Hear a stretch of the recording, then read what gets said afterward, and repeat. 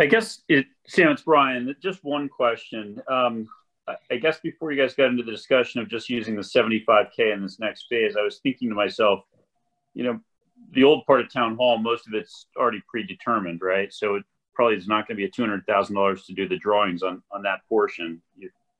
The bottom floor is what it is. And then the upper floor is obviously dictated by the, by the steel structure that separates basically determines where the walls go. Right. So I guess I'm pleased to hear that, we're not going to spend $200K, redrawing a building that's already laid out. But it begs the question, if we're only going to spend 75 of this 200 on the old building, what was the logic behind requesting 200 as opposed to, say 75 plus some cushion, maybe 100? I'm just curious why the other 125 is there. So the other 125 was driven by the utilities and those mechanisms that will be in the basement of Old Town Hall. Okay. I think that was the school of thought we were going with. Okay. Yeah, that's what happened in the prior rendition of this project, is that a lot of utilities got put in the basement of Old Town Hall because, number one, they'd fit there, and number two, it could qualify for CPP money. And number three, there's not much else we can do with that space. Well, we got a jail. We might need it. You never know. We got a jail and lots of stage props down there right now. Anybody have any questions? Any capital budget members? Well, the only thing, assuming that this will eventually result in a new town hall, I wonder if anyone would comment on the fact we had asked several months ago if there'd be a good planning document that would have things like details like overall objectives, specifications, design concepts, illustrations, et cetera, et cetera, et cetera, before we launch ourselves into another spending of money. We've already spent a lot of money on architects and engineers and planners. So the question is, are we really going to get a well-detailed set of design documents before we have to commit to actually building a new town hall? I guess that's what we're looking for, is something much more explicit about what are our design objectives and what are the specifications, so that we can speak more intelligently about this whole thing, and then in fact the people who actually do the design can be more intelligent about what they're actually going to produce. I mean, that's been sort of a question for a very long time, over at least 3 iterations of town hall that I can remember. So sure. So Ralph, I can answer that. So we did go back to our OPM, and we did just that. We asked everybody on the committee, as well as the committee liaisons, to come up with their priorities. We asked everyone to come up with their top 3 priorities of what they want to see in the new town hall. And the consensus was almost overwhelming that a lot of people wanted to see, energy efficiency, and people wanted to see a really good space plan to make sure that we weren't wasting space. Also, handicap accessibility was high on the list, but I can share that list with you. There was about 15 items that gained overall consensus from everybody. And we did share that with the OPM, who shared it with the architect. And we have been going through the space planning portion with the architect to talk about, do we need all the space that we thought we once needed? I mean, this has opened a lot of eyes, and we just want to make sure that we're planning for the future. And but I'm happy to share that with you. We do have that document. Okay, that would be correct. That was, that's all we really were looking for, is a really well thought out project, so that when you get into it, you don't get the rejection at town meeting. That's what you're looking for. So, right. Okay, right. So I'll share that with you. Okay, thanks. Would it be correct, Michelle, to say that that's in process right now? So the objectives are completed. Yeah. We've done that piece. The space planning is in process now.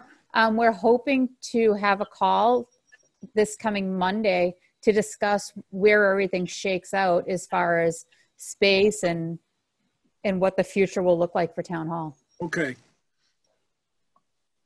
Any other questions? How, Michelle and Chris, and anyone else from the project that's on, how, you spent a little bit of time now with the architect that was selected, a little bit of time with the OPM. I understand that we may have switched horses on the OPM from our original choice. how are you feeling about the professionals we've selected? Do you feel that they're listening to you and hearing you and, you know, and integrating that into their thinking as opposed to just drawing whatever building it is that they want to draw and hoping that we're going to push it through? So 100%. And I can say, as a matter of fact, on the last call with the architect came back and said, based on everything you're saying, you're telling me you want a smaller building than what you initially said. So he is listening to what we're saying and he's incorporating everything into the design. We'll know more this coming Monday, but they really are a great team and they work well together. So that's beneficial as well. So I do feel as though they're listening. And as always, if anyone wants to attend the meetings, I mean, they're great. They're very informative and they're always looking for, you know, some feedback. Super. And on the OPM side, I you know, I'm very familiar with Vertex as a firm. Are you comfortable that we have the right person from Vertex to run our project? Yes, 100%. So okay. When we decided to change OPMs, when they gave their presentation to us, you know, there was a group of 10 people that came in and one person primarily was doing the presentation. And when we decided to switch, we said, you know what, we're not comfortable at this point awarding Vertex the business because we've only heard this one person. So if you're going to give us this one person and they're going to lead the project, then, you know, we want you on our team. And since we said that one person who happens to be the vice president over there has been leading the entire project. So he's getting us through. And the project lead, who will eventually take over, is wonderful. I mean, I think we've really got lucky this time. Okay. And that lead has been lead on projects in the past? Yes. Not just part of a team, but it's actually been lead? Yes, has been lead on many projects. Okay. And has actually worked with the architect on other projects. Perfect. It's been actually kind of refreshing, Brian. Not to say anything bad at all about the prior process, but you know, you learn. Never having been through it, we've been through it. They've been incredibly responsive, and they've been a little bit humbled too about how, you know, that they did. You know, they finished second last time in the process, and and they've really come in not just humble, but really eager. I think it's even more important. They're extremely eager, and they are listening. They've already done some very creative things, which is it's always exciting when the very beginning of a project, people are already finding exciting new ways of saving and adding value.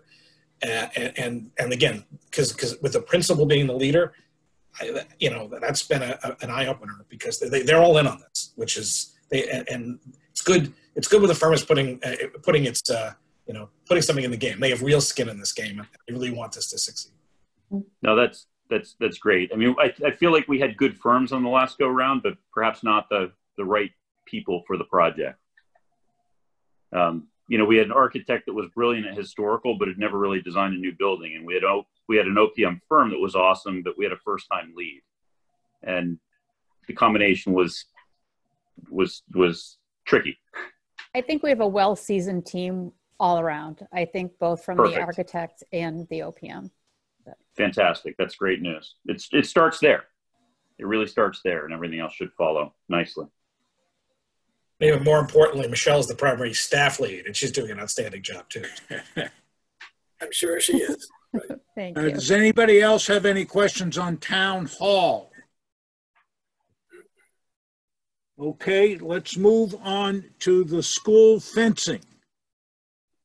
And I didn't put this on the agenda correctly, where it says vote on DPW truck lease. Scratch that whole thing out. Because we've already accomplished that.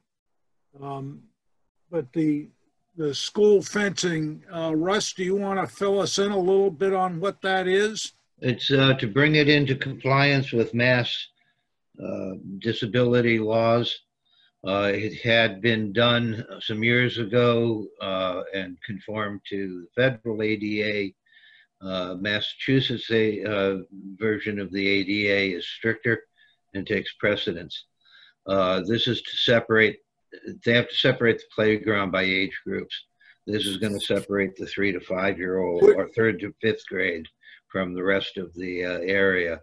The school has raised a lot of the money that's needed for this project. And we just came up to bridge the gap. Is this at Deer Hill? Deer Hill or Osgood? I don't have the application with me. I believe it was Osgood. Okay. Actually, Osgood would make more sense. Yeah. Yeah, because it was 3rd to 5th grade, so I Well, 3rd to 5th I is probably Deer should, Hill. but I have no clue what school takes which grades. Anybody have any questions with regard to the school fencing?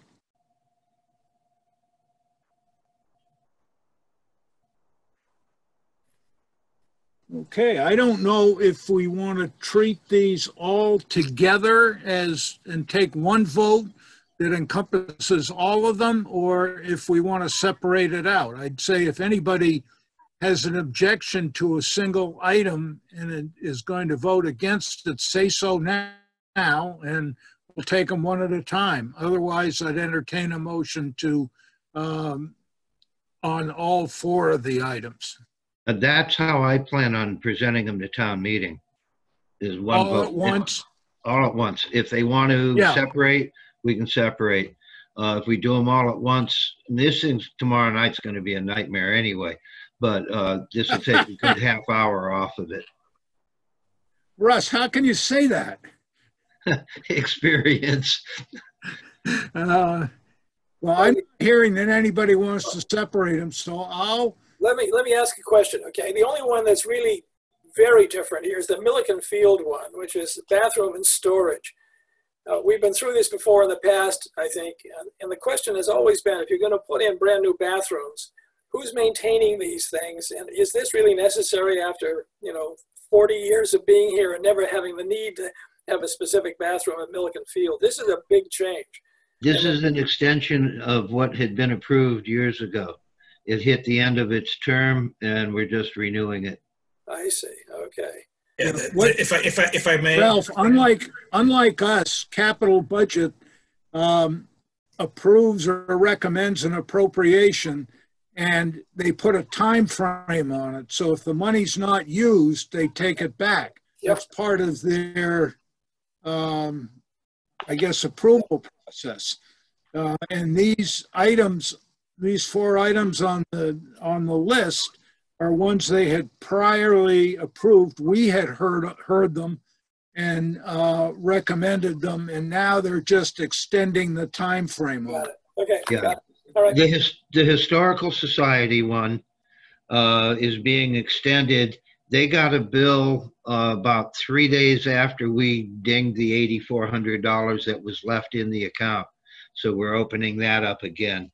The Tredis House, both the supplemental and the handicapped funding will more than likely be taken back come the fall town meeting, because it doesn't look like they're going to need the money, but rather than leaving them in the lurch, we extended those. The youth baseball, again, is the same thing. They're not done with the work. Milliken, well, Chris can give you a better idea of what's going on with that one. But Sandy Beach as well.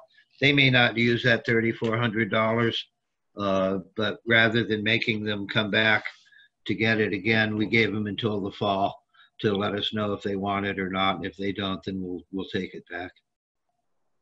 We're taking back a couple accounts that aren't on there for about $100,000 roughly. They didn't used to put deadlines on them. And a few years ago, we took back almost $1 million in accounts that were just hanging out there collecting dust. Understand, Russ, we have the same problem, although we decided not to put a deadline on some, but just review them annually. Yeah. And, just 2 different approaches, because some of the things we get into take too long. Yeah. We're still working on Treats Pond. Well, some we do. The grant we gave to the pool last year doesn't have a 3-year deadline to it because it's going to be phased over the next 3 years to begin with.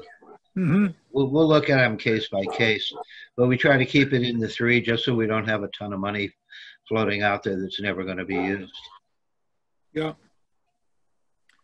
Okay, well, I will entertain a motion for all four at once if somebody wants to make it. Sure. I'm happy to make that motion, Sam, to approve all four items as well as the extensions of the prior approvals. Yeah, I'm not sure we have to vote on the prior stuff, but we can. Okay, Ralph Dormitzer, second.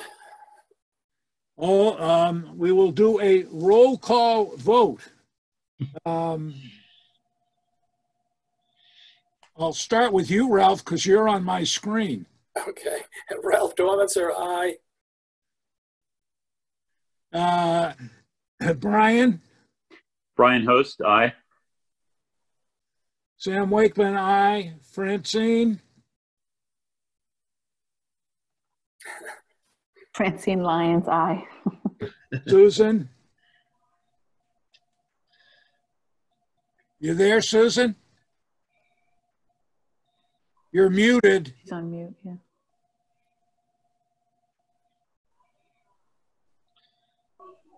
I don't know if she's still there.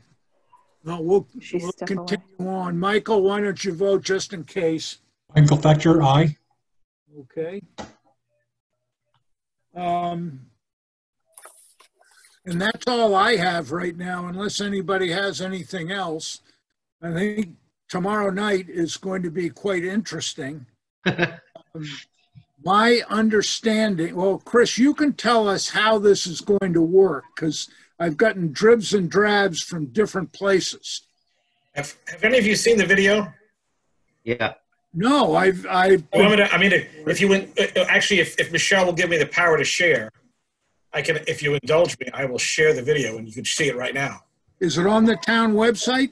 It is, and it's on 143 TV. So how do you get to it on the website? That's a good question. I've looked and I haven't found anything. Yeah, I know it was. I asked that it be posted as far and wide as it could be. Here, if you give me just, are you still with us, Michelle, hiding out there somewhere? Yes, I'm here. If you give me the power to share? I did. Okay, thank you. Here, I want to just play it for you. Make it easy.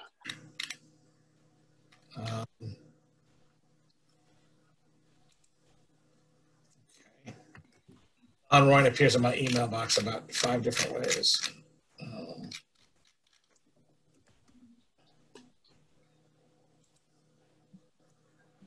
There we go. Do you have it? I can also grab it off the website. Sorry, I'm having trouble finding it here. Sorry today. Let me see.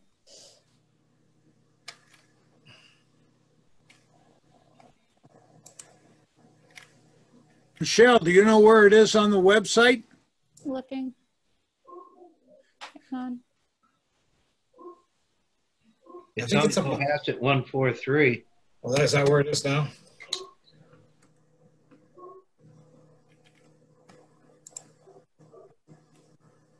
I don't know why. I just the other day.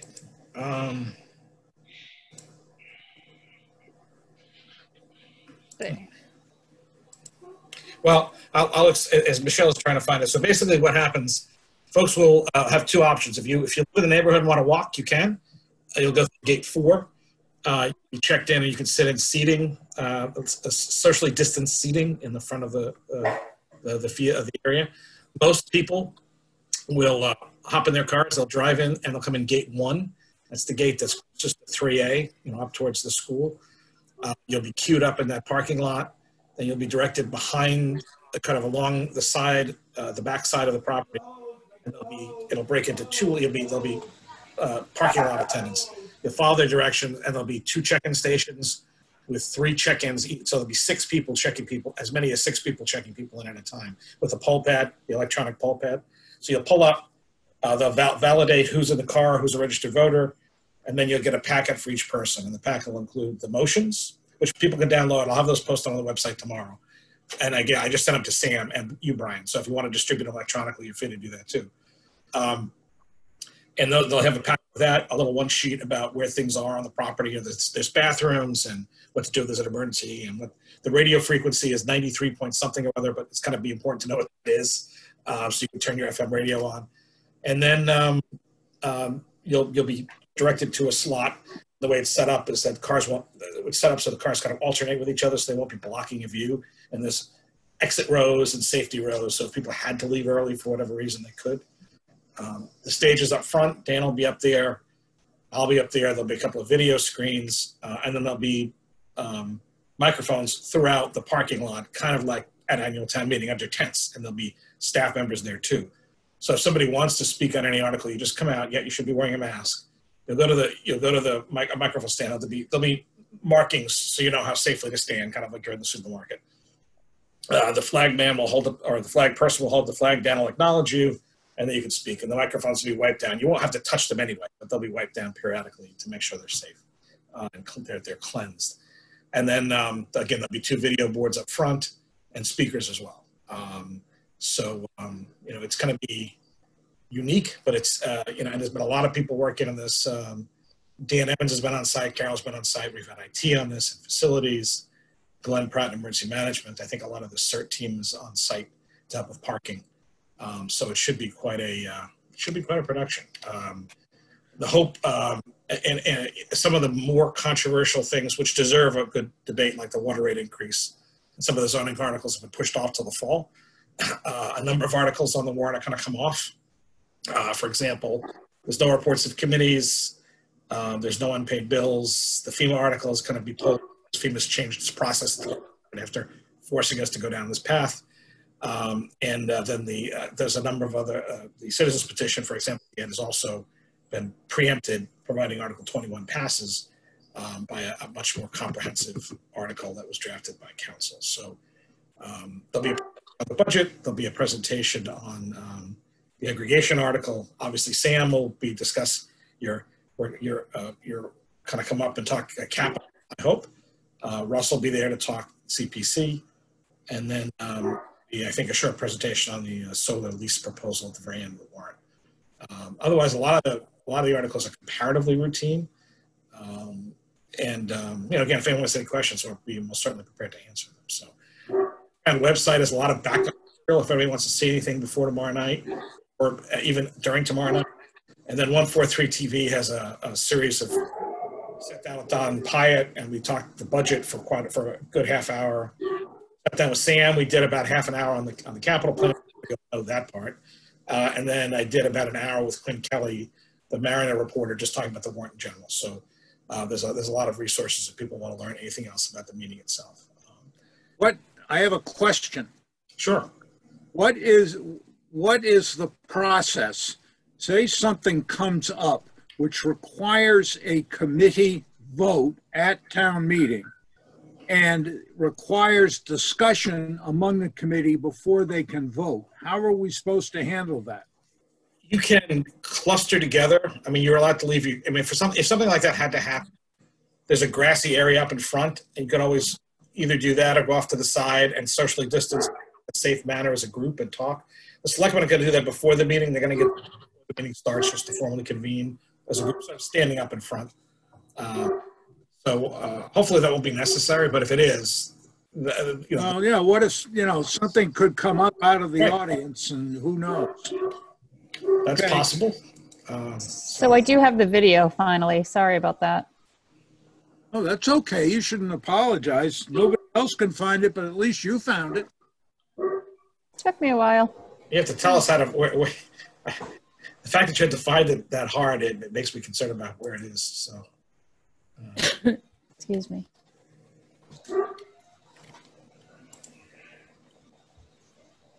We need to click on it to. Nope, I'll click. You're going to do it. Okay. There's a musical background to this, by the way. I'm sorry it's not playing.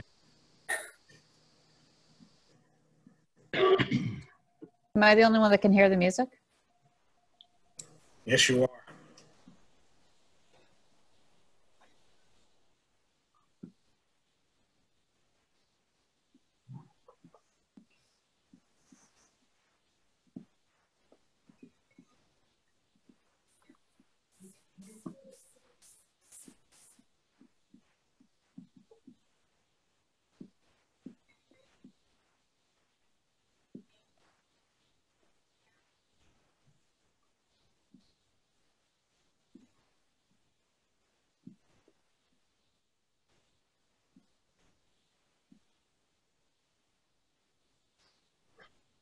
Looks like you better come early and bring a good book to read for a while. It's a good question. What time will they start letting people into the parking lot to go through the check-in and all? I think I think we're opening 45 minutes early. So 5:15. yeah, and if people want to park across the street in the senior center and walk across, you're welcome to do it if you really feel like it. But that's really more for non-voters and staff. So we got to just walk across, so we won't.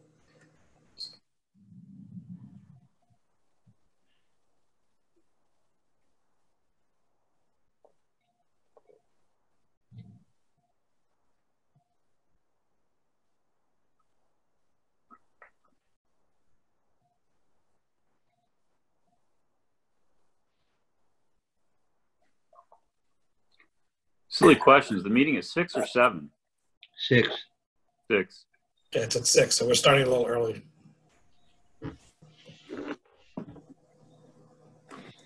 Hopefully we're going to get a quorum. Well, Hopefully. if all these kids had to return from school, their parents drag them along, you get the quorum quickly if you have 3 people in a car. Registered voter. As long as they're a registered voter. You can bring kids anyway. They just can't, they can hang out in the back and watch movies if they want.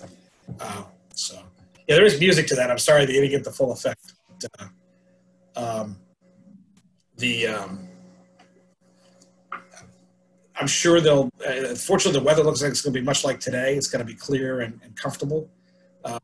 It's going to be a mosquito spraying at 4 a.m. tomorrow, and they're in around the whole area, so we should be okay. And again, I said there will be some temporary bathroom facilities if people need them. No concession. There'll be no popcorn. People can bring their own popcorn, as the video said, but I'm afraid there's no popcorn to be had. So That's very helpful. Thank you. Anybody have any questions about it? Now, only question, Sam, is do we have a posting for a meeting prior to a capital budget meeting prior to the ATM, or do we have no business to cover? Well, I posted it for 6 p.m. Right. Anticipating that we didn't have any prior business. I think we finished everything I know about tonight. So, Agreed. but we do have a posted meeting. So maybe I'm going to try to get there as early as possible, and I'll see if I can somehow get some spaces so we can get generally in the same area just in case. If I do that, we'll never have to confer, but if I don't, and we have to confer on something, we'll be looking all over the place for everybody. Right. Well, does anybody have anything else? I don't at this point, so I'll entertain a motion to adjourn. If anybody wants to make it. So moved. Anybody want to second it? Everybody wants to stay in this meeting? This is Francine. I'll second. Susan Franklin will second it. Okay, all those in favor? You need a roll call, Sam? I guess we better. I don't want to go afoul of the open meeting police. There you go. You know what happens if you do that? We'll be in session overnight. Okay, Brian, you have a... Brian Host, aye. We have a motion to adjourn. Brian? Brian Host, aye. I can't hear you. Brian Okay. Host, aye. Okay, Francine? Francine Lyons, aye. Susan Franklin? Aye. Sam Wakeman? Aye. Ralph Dormitzer? Aye. So we're adjourned. Michael, you don't even have to vote. Right. Thank you all very much. This is a brand new experience. Hopefully we can go back to what we're used to. Yes. So, Sometime so- soon. Yeah. Fingers crossed. Sometime this summer we'll be able to do face-to-face again. So. Yeah. Excuse me? So fingers crossed. Sometime this summer, face-to-face. Yeah. Fingers crossed. Sometime this summer. So. Okay, well, all take care and be safe. All right, see everybody tomorrow. Bye-bye. Thanks, Bye. everyone. Hope so. Thanks, Russell. Hope we make it that far.